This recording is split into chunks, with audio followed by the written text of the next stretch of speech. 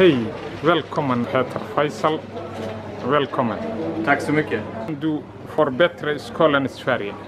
Jag tror att en av de viktigaste sakerna är att lärare får tid med eleverna. Så därför satsar vi på att anställa fler i skolan. De senaste åren har 30 000 fler anställts i skolan och det vill vi fortsätta göra. Både fler lärare, men också fler studiehandledare, modersmålslärare, speciallärare, elevhälsa, lärarassistenter, olika personer som jobbar i skolan och som gör att lärarna verkligen får jobba med att lära och få tid för eleverna.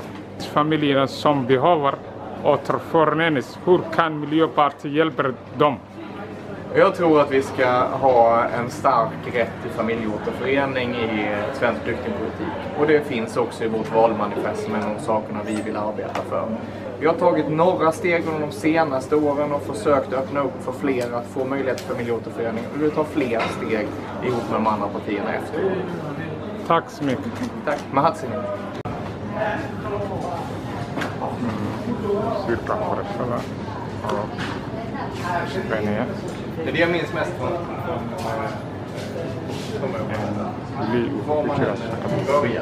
وما انت كشقيني كان كهان شوكا خلاص كسان هلو شيء يا برات سيدر شقبو قبنيه أكو قبنيه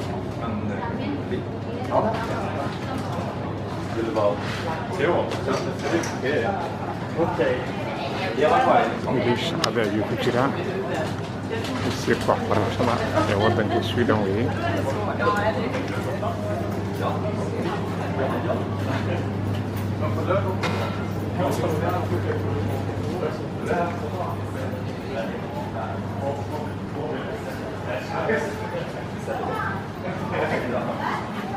Vill du ta bild? Ska jag ta bild? Ja, vill du göra det?